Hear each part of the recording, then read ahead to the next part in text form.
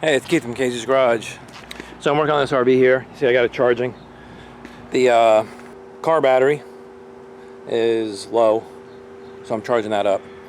Right now, currently, the motorhome is not starting. Cranks and cranks and cranks, and it just will not start. I checked for a spark, and there's no spark at all. So I have a new cap rotor. I did a tune-up on this thing a while back, like maybe last year when we first got the thing, and all new stuff, you know, new wires, new plugs, new cap rotor. I didn't change the coil though, so I figured, I mean, that's not a normal thing that you would change.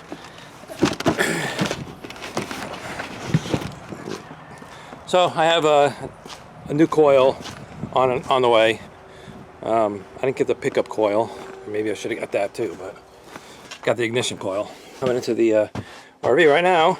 What I did buy was, while I was looking around, I'm like, well, maybe I'll just get a extra whole distributor just in case. Let me see how much they are, blah, blah, blah. Well, usually I get parts at Rock Auto. They didn't have a good one. So I was going to have to get like some off-brand name. You know, I wanted to do AC Delco or some good brand name. So they didn't have it. They had some off-brand. So I didn't buy the distributor from them. I looked on Amazon, and there was a whole distributor for like $60. Also a no name, but it was less than Rock Auto.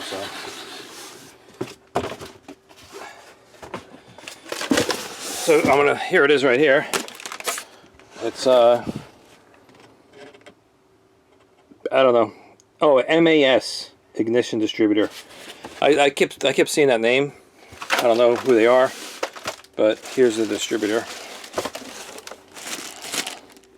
It's fairly heavy. So now I have a whole distributor. What I'm going to do is, since I'm not replacing the whole distributor. This is my spare on the side of the road. I need a distributor to get going. My coil hasn't come in yet. I'm going to take the coil off this one and put it in here. Like I said, I have this little spark plug tester here. Hook it up to ground, crank it over, and this little light inside here is supposed to, the little light there is supposed to light up, and it doesn't. So something's broke. I took this off, and you can see it's like there's some rust on there. And there was some corrosion and all the connections and all that. So I got all the corrosion off, and now that I put it back together, and it still won't run. So, and it's still no, and there's also no spark. Oh, I did test. So you have your tachometer and battery, right? There's only a couple lines going in here. I tested this line here. This is the battery line, and it does have power, 12 volts. Tachometer. Oh, I didn't see if the tachometer is spinning. That was one thing I wanted to do. See if the tachometer is moving. I'll do that in a second. And then you have this other, say, wire loom connector, goes from the distributor to the coil. I think it tells it when it goes from the actual, I think it's the pickup coil to the coil, the ignition coil. Let's look at the tachometer here. All right, the tachometer is right here. All right, let's see if it moves. So the RPM spins. It's not bouncing. I think it should be bouncing. Yeah, it just goes up. So I'm actually thinking it might be the pickup coil now, which is a pain. If that's the case, maybe I will put the whole distributor in. All right, well, I'm gonna change the coil out. That's easy. That's right there. Just gotta take it off this one and see if that does anything. If not, the only thing left is the pickup coil. If that's the case, I think you have to take the whole distributor out to do that. I don't remember. Oh, I also did put a new ignition coil in there, so that should be working. So I did put a new ignition module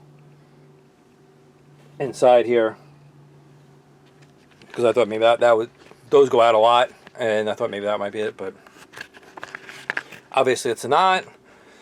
Next thing what I'm going to do is, if I put this coil on it doesn't work, I'm going to test that ignition module. I'll test my old one, see what's going on. You know, maybe it is that, and last case is the pickup coil that's inside there. So let me get to tearing some more stuff out. I tested the pickup coil. I'm getting some weird readings, and it will be more time efficient if I just replace the stupid distributor. I don't know how old that distributor is, so I'm going to take this new cheap one and I'm going to install it. It already has everything in it. I have to take the cap off when I put it down in. I'm going to mark, so I put the rotor back on. I'm going to mark where the rotor is sitting, and I'm going to mark where the rotor is sitting.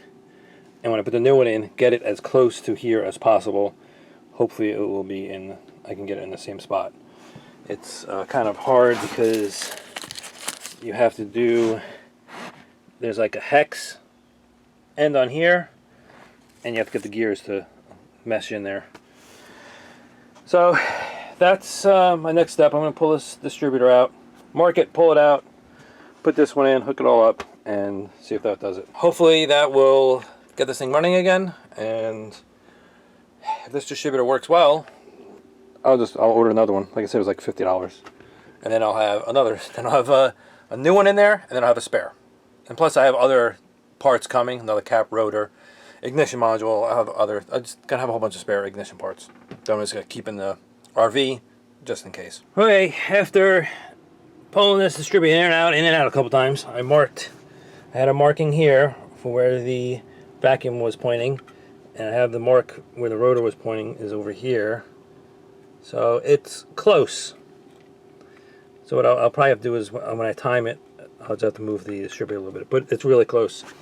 I had to keep pulling it in and out, and then I had to spin the 5/16 nut driver.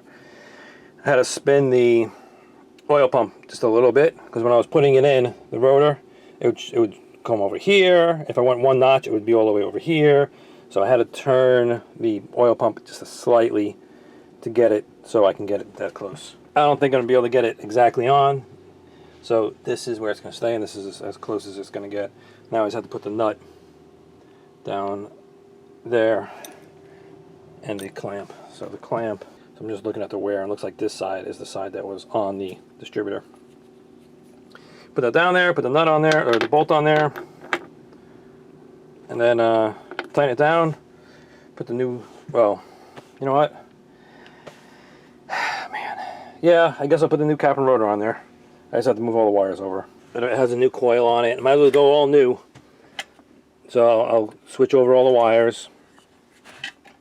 And when I do the wires, I do them one at a time. Take one off, put it on here. Another one, this way, I know they're in the right spot.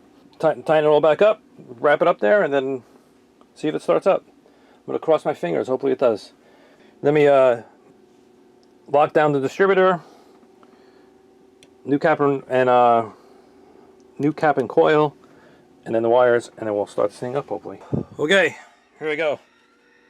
Got a new cap rotor, whole new distributor, the cheapy $55 distributor in here. It's probably better than this original one. Let's see what happens.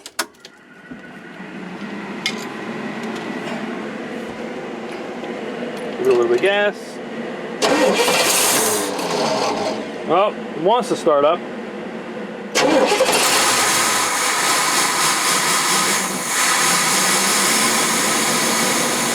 Give it a little bit of gas.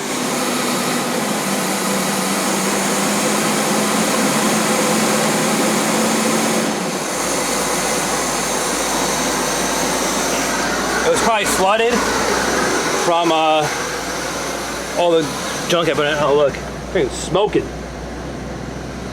Close the door. I put starting fluid and all that other kind of stuff in there to get this thing running. So now I have to get in there, put the air cleaner on, let it warm up a little bit, and set the timing and see where it's at. Okay, well that's going to do it for this troubleshooting video on getting the GMC Motorhome with the Oldsmobile 455 running.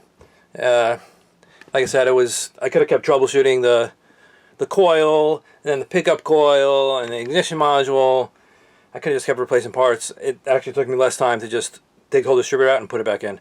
I did put a new ignition module in there. Okay, well, thank you. Thanks a lot. If you enjoyed this video, please let me know in the comments below. Hit the like button, and if you want to see more of this RV, I'm trying to do some stuff. I got a whole bunch of different projects. RV is one of them. I have to do an alignment on it, so that's going to be coming up. I bought the quick alignment, whatever it is, alignment tool to do the alignment. So that'll be coming up. Anyway, look forward to that, and hit subscribe if you want to see any of that stuff. Thanks a lot, and have a great day. Bye.